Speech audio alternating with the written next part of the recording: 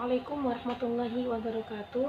Di sini saya akan menghafalkan uji kompetensi semester 2, yaitu dengan indikator 1 menunjukkan contoh tata cara sholat fardu, sholat sunnah, dan sholat dalam keadaan darurat, sujud, azan, iqamah, berzikir, dan berdoa setelah sholat, puasa, zakat, haji, dan umrah.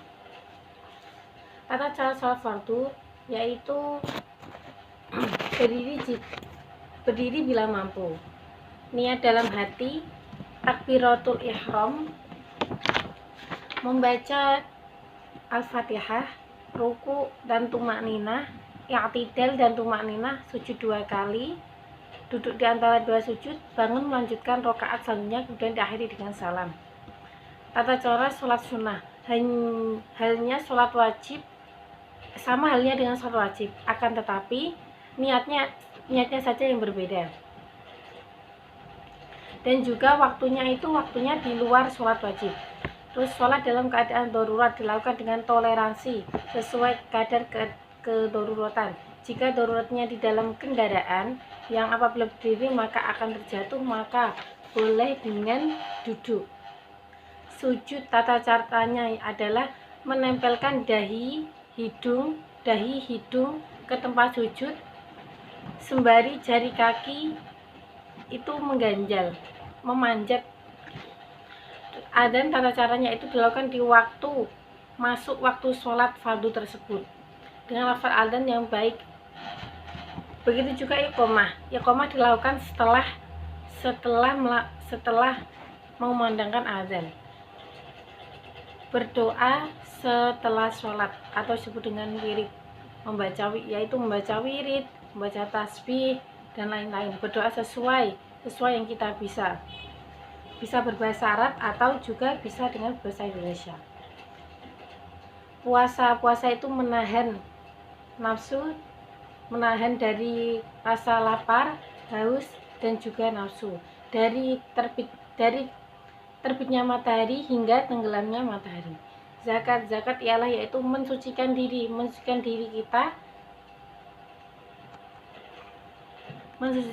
kita dari segala sesuatu, yaitu dengan cara mengeluarkan sebagian harta kita untuk diberikan kepada orang yang lebih membutuhkan atau orang yang berhak menerimanya.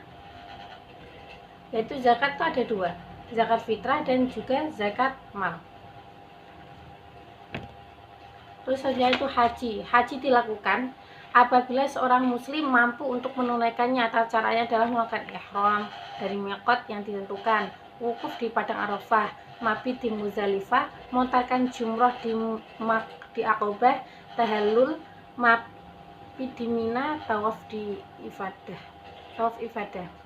umrah, ziarah dengan tata cara yaitu mandi besar, menggunakan pakaian ihram dan niat dari miqat, membaca talbiyah selama perjalanan menuju Makkah, masuk Masjidil Haram dan mencium Hajar Aswad, tawaf 7 kali, sholat 2 rakaat dengan makan depan makam Nabi Ibrahim, istirahat minum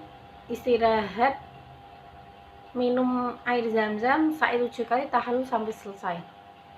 Terus untuk selanjutnya yaitu cara bela Islam dengan indikator 1 menjelaskan historiografi sejarah Islam minimal 5 fase, menjelaskan karakteristik fase sejarah Islam.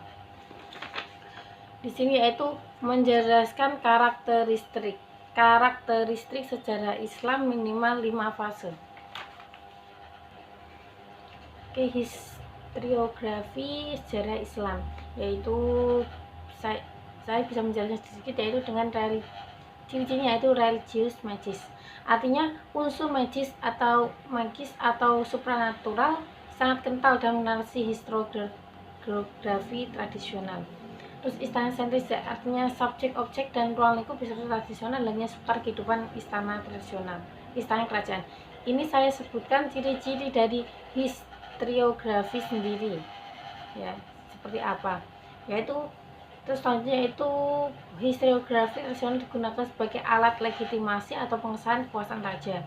Selanjutnya bersifat feudalitastik aristokratis, artinya historiografi tradisional, hanya membahas tentang sejarah dan kaum bangsawan dan keturunan raja. Yang terakhir yaitu region-sentris atau kedaerahan, artinya historiografi tradisional banyak dipengaruhi oleh budaya masyarakat di daerah setempat. Oke, selanjutnya yaitu indikator selanjutnya ialah 1. Menjelaskan teori belajar dan pembelajaran. 2. Menjelaskan teori belajar behaviorism, konstruktivis, dan kognitif sebagai pengembangan pembelajaran PAI. Oke, untuk teori belajar dan pembelajaran yaitu merupakan rangkaian kegiatan yang dilakukan secara sadar oleh seorang dan mengakibatkan perubahan dalam dirinya berupa pengetahuan atau kemahiran tertentu. Sedangkan pembelajaran merupakan rangkaian kegiatan yang dirancang terdiri dari interaksi antara pendidik dan peserta didik untuk mencapai tujuan pembelajaran yang diinginkan atau yang sesuai tujuan kita. Terus yang selanjutnya yaitu teori belajar behavioristik adalah belajar merupakan perubahan tingkah laku sebagai akibat adanya interaksi antara stimulus dan respon. Teori sangat baik untuk mengembangkan pembelajaran PAI karena menyadari bahwa pembelajaran PAI harus memberikan umpan yang bagus agar nantinya dapat direspon dengan baik untuk mencapai hasil. Dengan teori ini, pembelajaran PAI harus mengupayakan untuk sekreatif mungkin dalam pembelajaran agar tujuan pembelajaran dapat dicapai. Jadi di sini kita lebih mengutamakan tentang respon dan adanya umpan balik dari peserta didik. Jadi bagaimana cara guru itu harus sekreatif mungkin dalam perencanaan pembelajaran nantinya agar peserta didik itu mendapat feedback yang baik dari peserta didik. Oke, yaitu teori konstruktivis. Dalam praktiknya, peserta didik diberikan ruang untuk membuat ide atau gagasan menggunakan bahasanya sendiri. Dengan teori ini, pembelajar akan dapat merangsang diri untuk memahami lebih dalam tentang apa dipelajarinya. Dari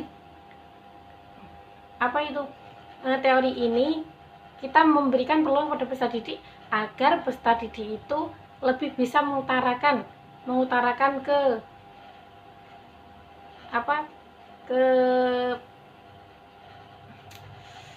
pemahamannya, secara kepemahamannya sendiri apa yang didapat dari pembelajaran tersebut. Untuk selanjutnya teori kognitif ada yang mengatakan bahwa teori kognitif seperti komputer, proses awalnya input data dan mengolah menjadi hasil akhir. Dan penerapan ini menggunakan bahasa yang dipahami saksi dengan ini berarti akan memahami materi pembelajaran yang disampaikan. Jadi kalau kognitif itu kita hanya bisa teori kognitif, berarti kita berpacu pada sebuah materi saja, seperti itu. Terima kasih. Assalamualaikum warahmatullahi wabarakatuh.